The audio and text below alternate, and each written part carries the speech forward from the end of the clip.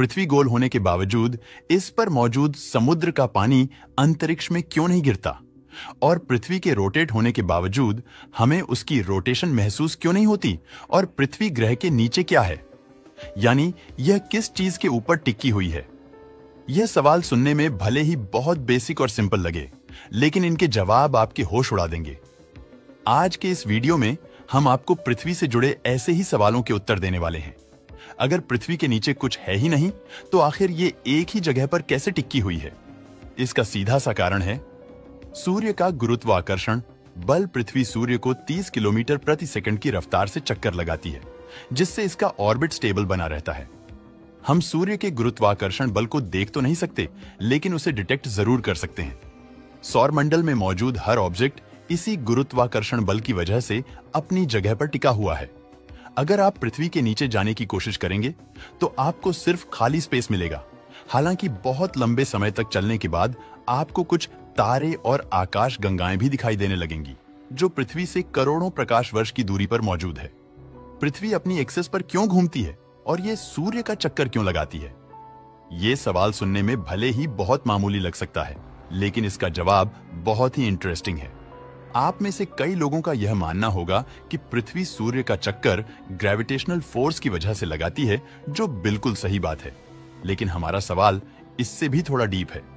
आखिर हमारी पृथ्वी ने सूर्य का चक्कर लगाना शुरू ही क्यों किया था? इस सवाल का उत्तर जानने के लिए हमें सौर मंडल के शुरुआती समय में जाना पड़ेगा, जब हमारे सौर मंडल की जगह एक बहुत बड़ा धूल और गैस से बना हुआ बादल मौजूद हुआ करता था, जिससे वैज्ञानिक सोलर नेबुला के नाम से बुलाते हैं। इस सोलर नेबुला के केंद्र में कुछ गतिविधियां हो रही थी, जो आगे चलकर हमारे सूर्य के निर्माण का कारण बनने वाली थी। केंद्र का गुरुत्वाकर्षण ज्यादा होने की वजह से धीरे धीरे वहां मैटर कलेक्ट होना शुरू हो गया और उस बादल के केंद्र की डेंसिटी बढ़ने लगी, और एंगुलर मोमेंटम को कंजर्व करने के लिए बादल का केंद्र अपनी ही एक्सिस पर रोटेट करने लगा। एंगुलर मोमेंटम अगर आपको नहीं पता तो बता दूं कि एंगुलर मोमेंटम किसी भी घूमते हुए ऑब्जेक्ट के मोमेंटम को कहते हैं। जैसे जैसे किसी चीज का द्रव्यमान बढ़ता है लेकिन उसकी रेडियस कम होती है, वैसे वैसे उस ऑब्जेक्ट की रोटेशन स्पीड तेज होने लगती है। उदाहरण के लिए, जब बैलेरिना जब घूमती है तो अपने हाथों को अंदर की ओर फोल्ड करती है, तो अचानक से उसकी रफ्तार बढ़ जाती है। वहीं जब अपने हाथों को थोड़ा सा बाहर निकालती है तो उसकी रोटेशनल स्पीड कम होने लगती है। इसी चीज को एंगुलर मोमेंटम कहा जाता है।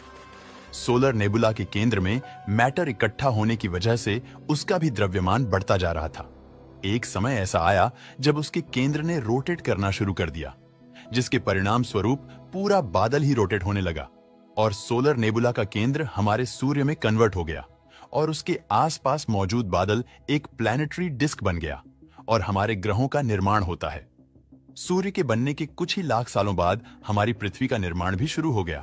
अब क्योंकि इसका निर्माण घूमती हुई प्लैनेटरी डिस्क से हुआ था, इसलिए यह भी सूर्य का चक्कर लगाने लगी। लेकिन क्या आपने कभी यह सोचा है कि आखिर में यह मोशन फील क्यों नहीं होता? पृथ्वी 30 किलोमीटर प्रति सेकंड की रफ्तार से अंतरिक्ष में आगे बढ़ रही है, लेकिन इतनी तेज मूव करने के बावजूद हमें इसकी गति का जरा सा भी अंदाजा नहीं लग पाता। आखिर ऐसा क्यों है? इसका जवाब बहुत ही सिंपल है। हम पृथ्वी के रोटेशन को इसलिए नोटिस नहीं कर पाते क्योंकि यह कांस्टेंट है। आइए इसको एक उदाहरण के जरिए समझते हैं। मान लीजिए आप एक बस में बैठे हैं जो एक बहुत ही स्मूथ रोड पर चल रही है। उस बस की खिड़कियां पर्दों से बंद है, और अगर आपको इस बात की जानकारी ना दी जाए कि वह बस चल रही है, तो आप कभी यह पता नहीं लगा पाएंगे कि आप एक मूविंग बस में हैं। लेकिन क्या हो अगर उस बस की गति को धीमा करने के लिए ब्रेक अप्लाई की जाए या तेज करने के लिए एक्सीलेटर दबाया जाए? ऐसे में आपको छोटे मोटे झटके महसूस होंगे, जिससे आपको यह पता चल जाएगा कि आप एक बस के अंदर हैं।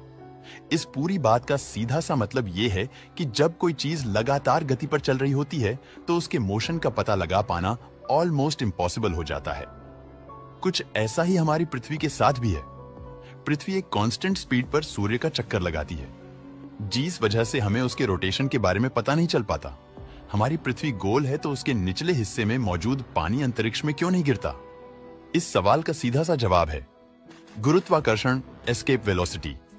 हमारी पृथ्वी का गुरुत्वाकर्षण बल इस पर मौजूद चीजों को केंद्र के नजदीक खींचने की कोशिश करता है। अगर आपको इससे बाहर निकलना है तो आपको कम से कम 12 किलोमीटर प्रति सेकंड की रफ्तार से ऊपर की ओर बढ़ना पड़ेगा।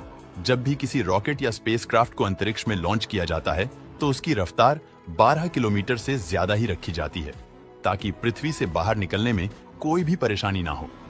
इस चीज को विज्ञान की भाषा में एस्केप वेलोसिटी कहते हैं।